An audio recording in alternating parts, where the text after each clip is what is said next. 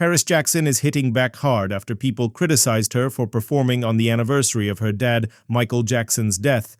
On June 14th, the internet exploded with comments accusing her of being disrespectful for working on that day.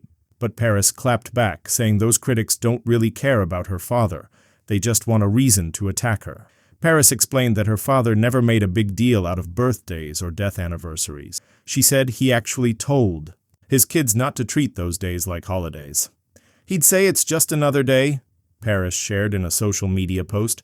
That's why she doesn't feel bad about working. She even added that people who really loved Michael Jackson would know that's how he wanted it. The reason for the backlash? Paris had booked a gig on June 25th, the day her father passed away in 2009.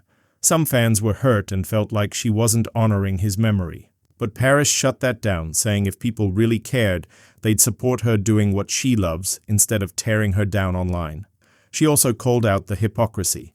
According to Paris, many of the same people calling her out never bother to honor Michael Jackson in meaningful ways. "Y'all only talk about him when you want to bash his daughter," she said. This isn't the first time Paris has dealt with internet hate.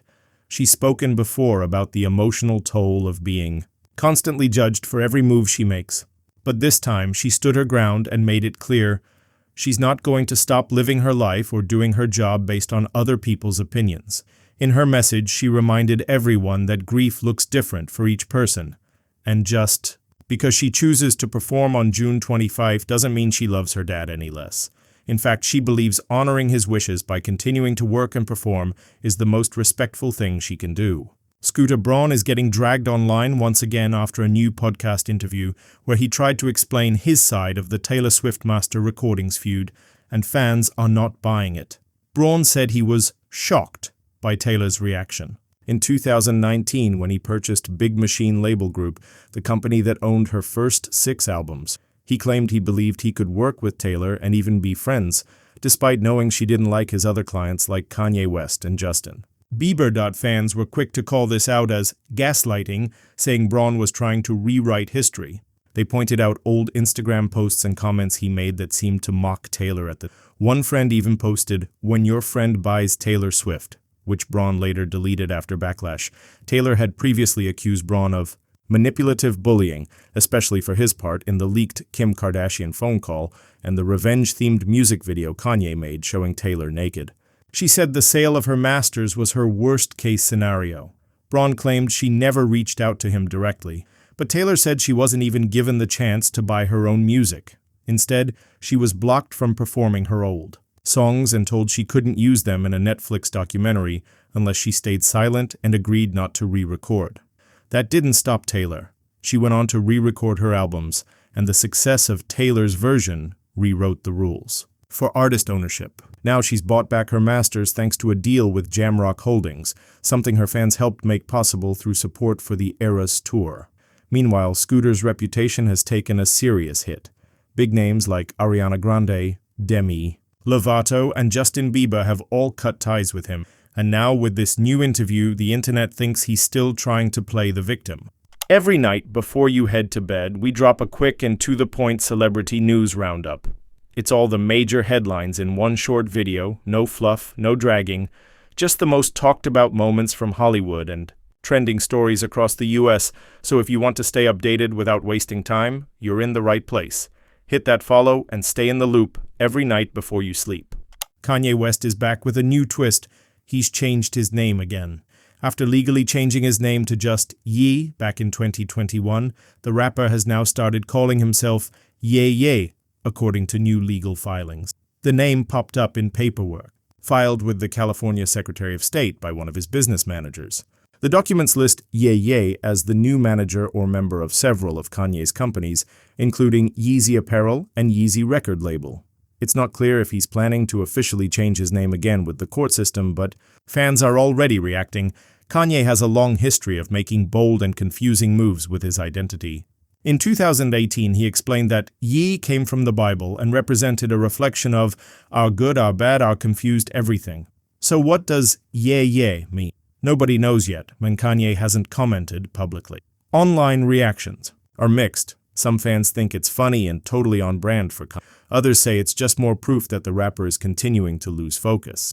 Some joked that it's Ye with a remix, while others wondered if it's tied to an upcoming music drop or marketing campaign.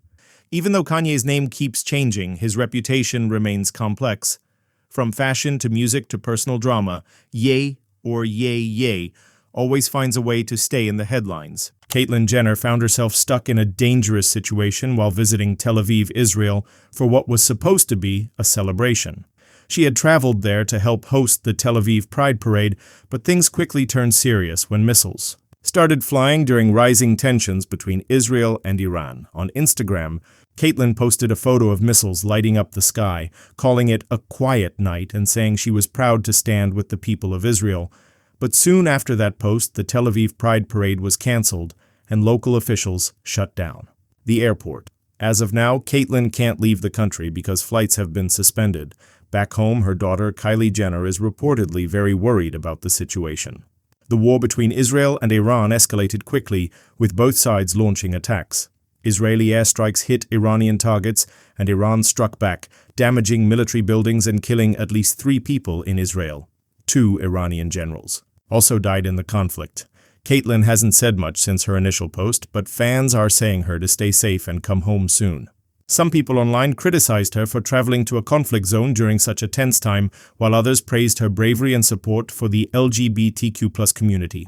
For now, Caitlyn is stuck in Tel Aviv, waiting for the airport to reopen.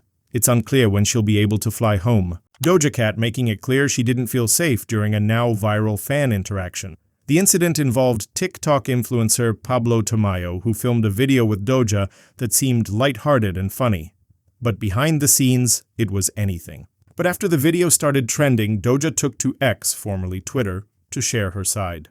In a deleted post, she wrote, "Bottom line is, I'll smile at you, but it doesn't mean I fucksy with you, and don't touch me and manhandle me when you don't even fucking know me." She said she was very drunk at the time and felt like the influencer crossed serious boundaries. Hi guys, I was just at a party and I got informed that Doja said some shit about me on Twitter. I just want to clear this up because it hurts, because I loved her. I watched her at Coachella. I've never claimed to be the biggest fan, but I really stand her and I think her work is amazing. I just think it's crazy because she's the one at this event that was being so nice, and she pointed out my shirt, and I said, and I like that. And then when I went outside and she was outside, I was like, girl, you'd be the perfect girl for my Pride collection. And she said, what do you mean? What Pride collection? I said, oh, I released this t-shirt, blah, blah, blah. I'd love to give you one. She said, I'd want one right now. And I said, oh, I could give this one to you. She said, no way, you're not going to give this to me. And that's when the video started, and she was being so sweet and amazing, and I thought that's what it was. And now, guys, she's on Twitter saying she threw that musty shirt away. She's saying that I didn't know her name, that I manhandled her, all this stuff. I understand, guys, if I was being like too nice or whatever, I will take full accountability. I'm gay. I would never want to make her feel uncomfortable. She's so iconic. I have only been saying the nicest things about her. She's the sweetest celebrity. She made me feel so seen. She said, Ami, I thought she was nice. I mean, I don't know.